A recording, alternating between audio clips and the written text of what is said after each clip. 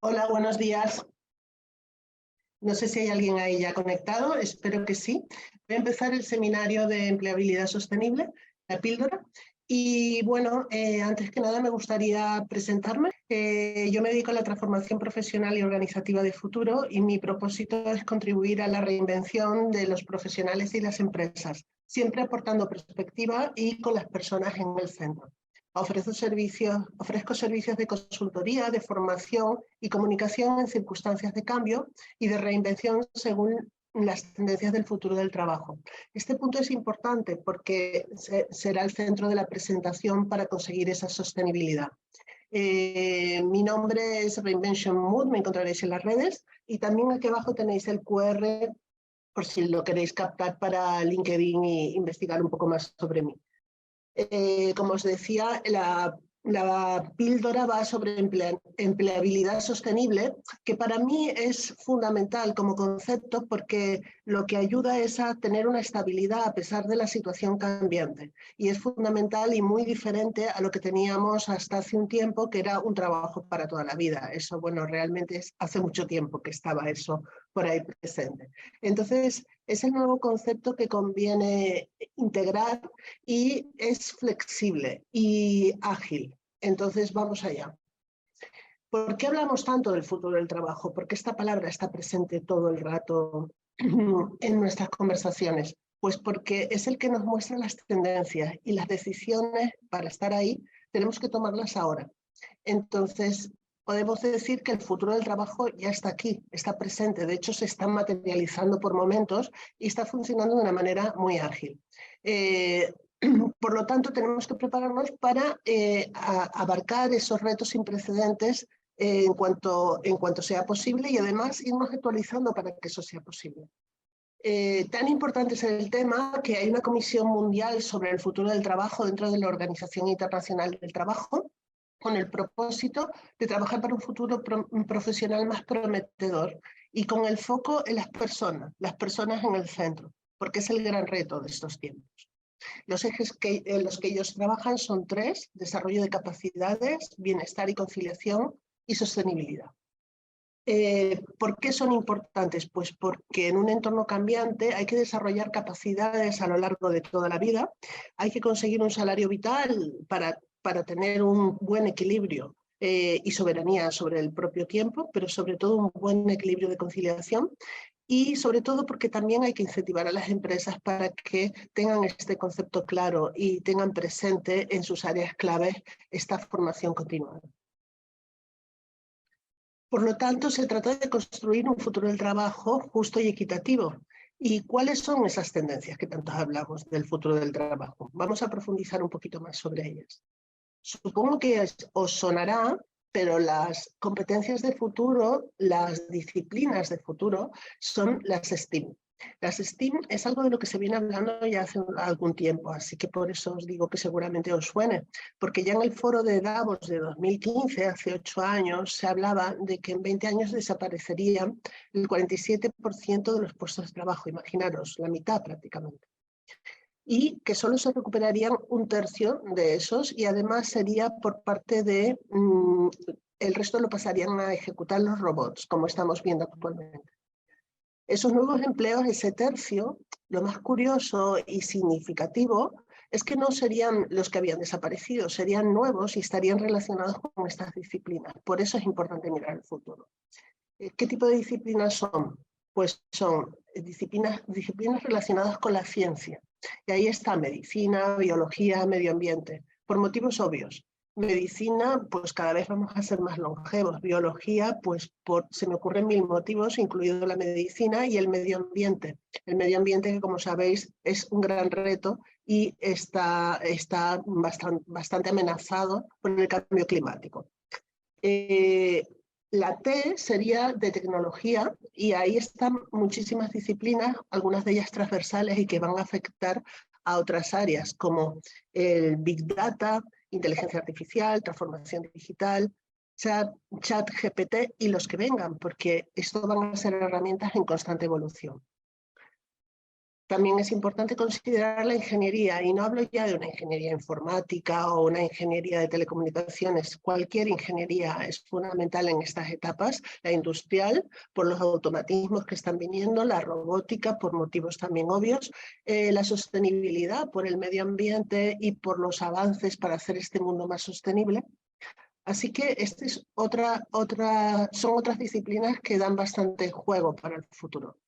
Por último, las matemáticas que son además mi pasión, son transversales y se necesitan en todos los ámbitos. Y se necesitan porque son las que nos harán posible navegar por esta gran cantidad de datos y crear algoritmos que nos ayuden a interpretar los datos y a tomar las decisiones correctas, lo cual es fundamental. Así que, dicho esto, me gustaría hablar de una más. La A. La A es la A de personas, suelo decir yo, la A intercalada de personas. Y con eso me refiero al arte, a la emoción, a todo lo vinculado al ser humano, creatividad artística, sensibilidad, filosofía, humanidad. Toda esta área es fundamental porque es la que no va a estar en las otras disciplinas y es donde podemos aportar también un valor diferencial algunos de nosotros. Y es importante ver cómo es ese arte, dónde nos podemos diferenciar para poder participar de un mundo repleto de automatismos y robots. Así que estas serían un poco las tendencias de futuro, pero también hay algo importante de lo que me gusta hablar y son los modelos de trabajo de futuro. Seguiremos teniendo trabajos que son por cuenta ajena y por cuenta propia. Por cuenta ajena, es decir, empleados para otras empresas, y ahí los modelos van evolucionando, y también por cuenta propia, que es donde hay mayor variabilidad de los modelos, pero al fin y al cabo es un poco autónomamente. Vamos primero por los modelos de trabajo para empresa, que antes eran muy presenciales y con poco contenido remoto. De hecho, había muy poquitos trabajos remotos, pero los que habían eran totales y muy vinculados a áreas técnicas y comerciales en algún caso. Luego había la posibilidad de algunos incentivos que te daban pues, un día libre, que podías trabajar desde casa, pero realmente no era una normalidad. A partir de la pandemia, como sabéis, el trabajo remoto se hizo normalidad, todo el mundo a casa, la mayoría de los trabajos se hacían en forma de teletrabajo, y ahí es donde el futuro llegó y aterrizó. Ese futuro que era tan esperado pero que nunca aterrizaba, de repente se materializó. Después de la pandemia, con todo más controlado, volvimos a la oficina, pero ya con un modelo totalmente diferente. Ya no volvimos a lo presencial de antes, sino que estamos en modelos híbridos, unos más y otros menos. La vuelta a la oficina ha sido mayor de la esperada, pero siempre hay una flexibilidad. Según la empresa, la actividad, hay empresas que lo implementan en forma muy rígida y hay otras que lo implementan de manera más flexible y ultra flexible, que sería que el empleado puede decidir libremente el modelo que encaja mejor con su vida, y incluso en ocasiones no hay ni siquiera oficina. Con un coworking o por zonas sería suficiente. Por último está el trabajo asíncrono, que no es tan habitual todavía, pero que lo será, y en ese ya no hay ventanas de disponibilidad. ¿Qué son ventanas de disponibilidad? Son horas o franjas horarias donde todo el mundo está presente por parte de un equipo, por parte de una comunidad, por parte de un proyecto, ¿no? Dentro de la empresa. Y en este caso ya no será necesario, porque las herramientas nos ayudarán a gestionar todas las actividades por proyectos y por objetivos, de manera que no es necesario conectarse a determinadas horas, sino por agenda. Y eso es más propio de empresas, sobre todo que tienen presencia a lo largo del mundo, pero también de trabajos muy libres, que son, por lo tanto, ultra flexibles. Dentro de la modalidad autónoma, cuando uno trabaja para sí mismo, sea freelance, emprendedor, que por cierto los emprendedores no tienen por qué ser jóvenes, pueden ser de cualquier edad, empresarios, etcétera, hay muchas modalidades. Algunas de ellas ya se han implantado hace tiempo. Como por ejemplo, los Golden Workers. Los Golden Workers son los trabajadores más senior que tienen una experiencia o un expertise desarrollado y lo quieren ofrecer a cualquier empresa. Este sí que es propio de una determinada edad o por lo menos de una determinada experiencia. Y es muy parecido al interim manager, que sería un manager que durante un tiempo hace una implementación dentro de una empresa. ¿Qué ocurre? Hay una pequeña diferencia y es que el interim manager normalmente se le contrata para un proyecto estrella o un proyecto necesario, entra y se va. Y está mucho más implicado dentro de lo que es la compañía. Mientras que un golden worker presta servicios, los puede prestar para varias empresas y durante bastante tiempo. Pero bueno, son básicamente similares. Lo mismo sucede con los e-nomads y los nomads. Son trabajadores que trabajan típicamente online y unos, los de la E, son más, digamos, basados en Internet y los nomads más basados en conocimientos diversos que ofrecen. Pueden ser comerciales, pueden ser de marketing, etc. El caso es que ambos ofrecen sus servicios por Internet y son susceptibles de tener un trabajo bastante flexible en el sentido remoto de la palabra. Así que esas serían modalidades que ya existían, pero se han amplificado. Por último están los nómadas digitales, que para mí es un terreno totalmente aparte. Y son aquellas personas que por su trabajo pueden hacerlo simplemente con un ordenador en cualquier lugar del mundo, con una conexión. Y además eso encaja bien con sus vidas. Por lo tanto, suelen ser bastante jóvenes, pero también ahora hay muchos seniors que se puede permitir ser nómada digital. Así que trabajan en cualquier lugar del mundo, van rotando donde les conviene y aprovechan para conciliar con una vida quizá de descubrimiento de lugares, de compartir otro tipo de experiencias o hobbies. Así que todas estas modalidades son del futuro. ¿Qué pasa? ¿Las tenemos que hacer todas? Por supuesto que no. Pero igual, el saber que hay tantas modalidades nos sirve para elegir a lo largo de nuestra vida lo que mejor nos encaja, lo que mejor encaja con esa trayectoria profesional que depende de nosotros cada vez más y que podemos desarrollar. Así que hay que estar atento a esto porque nos puede permitir compatibilizar con otros proyectos personales en etapas concretas de nuestra vida. Por último, como tercer concepto, que es doble, me gustaría hablar de cómo es el entorno. Hay un término que se usaba antes mucho, que es VUCA, y que lo pongo entre comillas porque ahora se usa menos, ha venido a ser sucedido por otro que os explico a continuación, pero que me gusta sacar aquí para entender un poco el concepto. El VUCA, la V es de volátil, bueno, es un concepto que venía de las épocas de Guerra Fría, así que es un poquito antiguo, pero de entornos bélicos.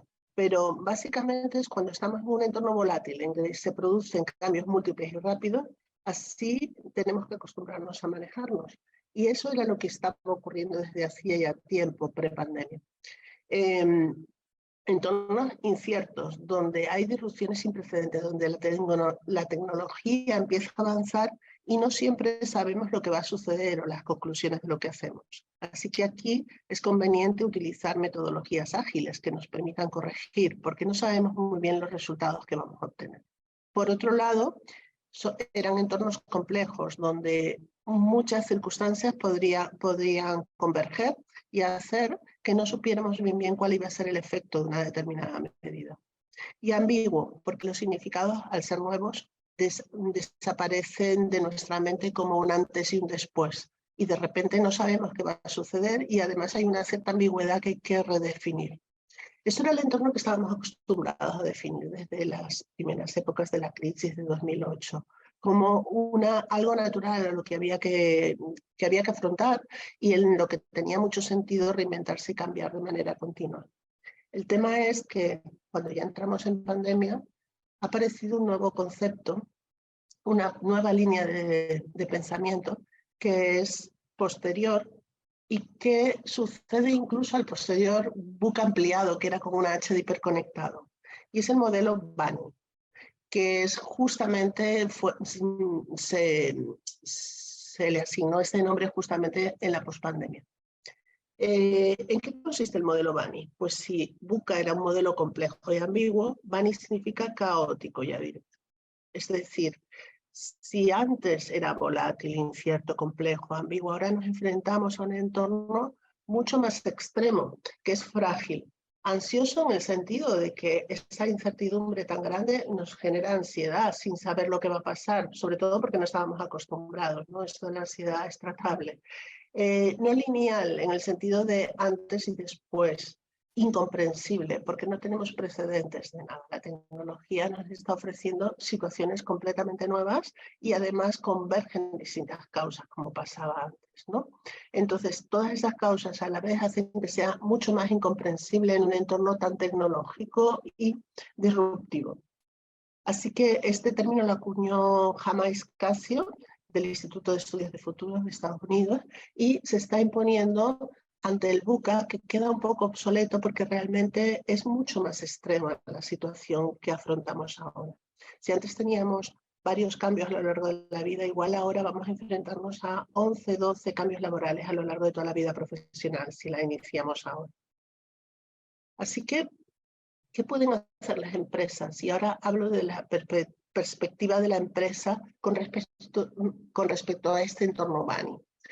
Pues con la fragilidad, desarrollar capacidad y resiliencia interna, no solo a nivel de empleados, sino también, por supuesto, a nivel de procesos. Asumir los cambios con riesgo controlado, por capas, de manera que cuando algo falla no sea tan dramático. Enfocarse en las personas. Y en las personas me refiero a empleados y a clientes, obviamente, a los dos. Y orientarse a una mejora continua y de reinvención, porque no es que es fundamental, no es que sea necesario, es fundamental. Ahí está la mariposa de la reinvención. Con respecto a la no linealidad, pues tener una visión sistemática y adaptable que nos permita ir evolucionando en las decisiones y en los procesos que tomamos según evoluciona la propia realidad. Saber manejar los datos sin perdernos en ellos, ser flexibles, implementar metodologías ágiles y pivotar. Cuando hay fallos, pivotamos y cambiamos. Con la incomprensión que hacemos, hay una incomprensión que puede afectar incluso al equipo. Así que es importante dotar a la empresa de transparencia, de intuición y de trabajo colaborativo, porque desde esa confianza vamos a manejar mucho mejor y con más cintura toda esa flexibilidad que impone los cambios. Así que es importante crear confianza, equipo y relativizar el acierto, porque estamos acostumbrados a que todo, bueno, estamos acostumbrados o no, pero digamos que a veces creemos que todo tiene que salir bien, ¿no?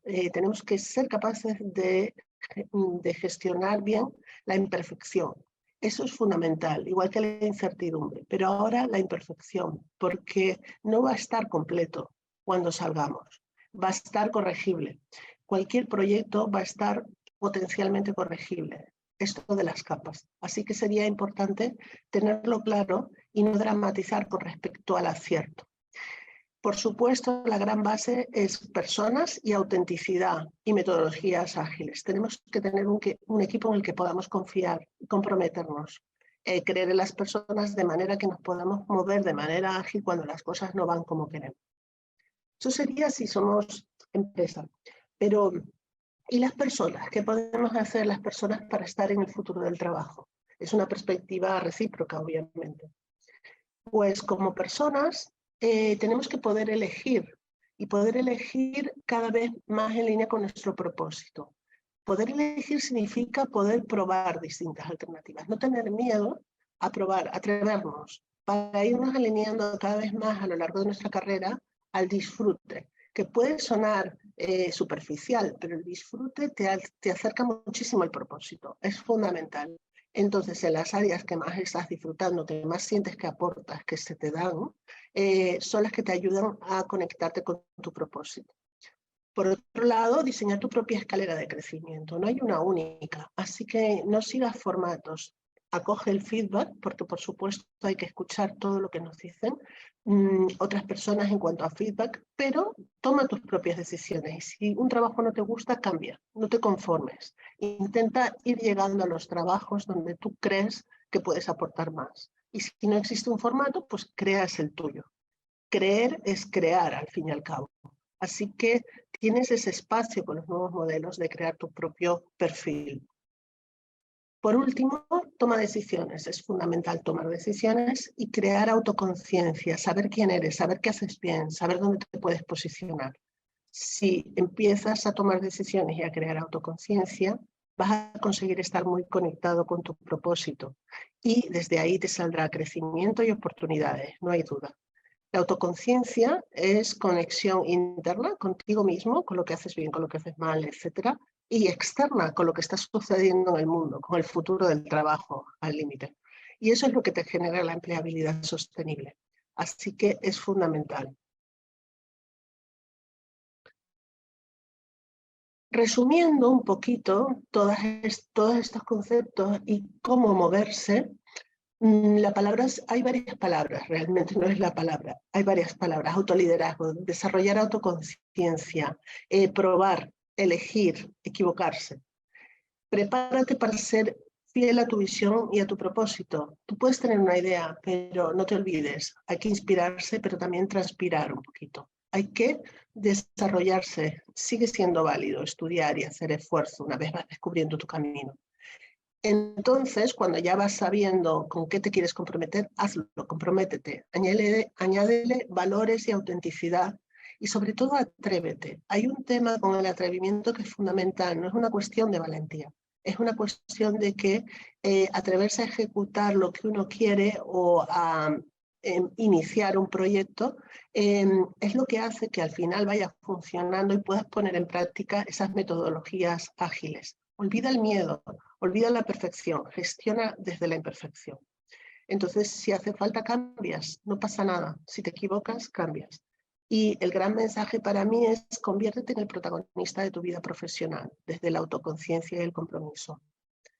Así que esto sería casi lo último, pero hay una última reflexión que siempre me gusta añadir, porque nos ayuda con esto del propósito, y es el Ikigai, tu razón de ser.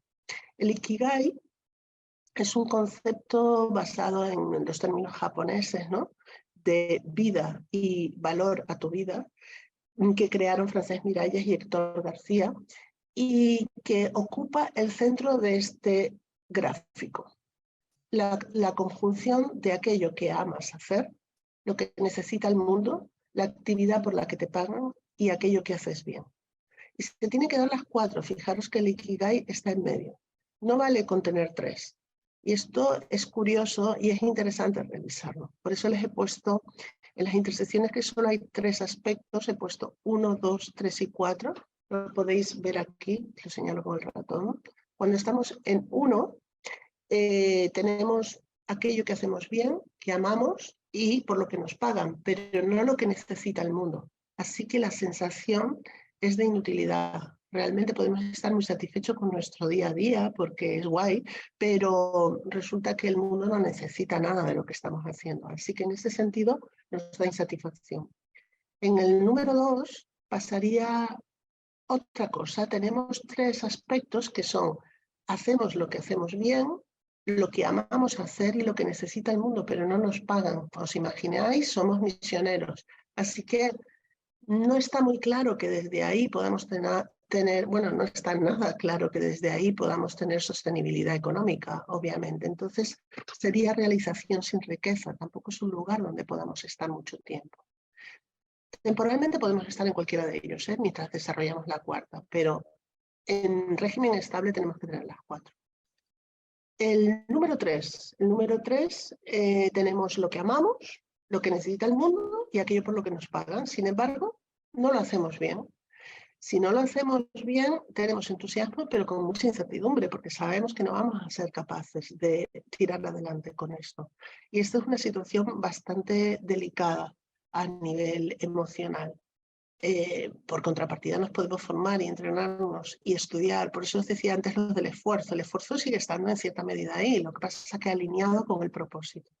Y por último, si nos ponemos en el punto 4, tenemos lo que hacemos bien, aquello por lo que nos pagan, lo que necesita el mundo, pero como no amamos lo que hacemos, lo que amamos, no amamos para nada lo que hacemos, seríamos una especie de mercenarios, ganamos muy bien la vida, hacemos muy bien, pero realmente no tenemos nada de conexión con nuestra labor. Y eso es importante para el disfrute, lo que os decía antes. Estar conectado con lo que uno hace es un plus. Así que fijaros que 2 a 2, entre lo que haces bien y lo que amas está la pasión, entre lo que amas y necesita el mundo está tu misión, entre lo que necesita el mundo y lo que te pagan la vocación, y entre aquello por lo que te pagan y lo que haces bien la profesión. Se trataría el Ikigai de unificar todos estos conceptos y estar perfectamente alineado dentro y fuera con esto.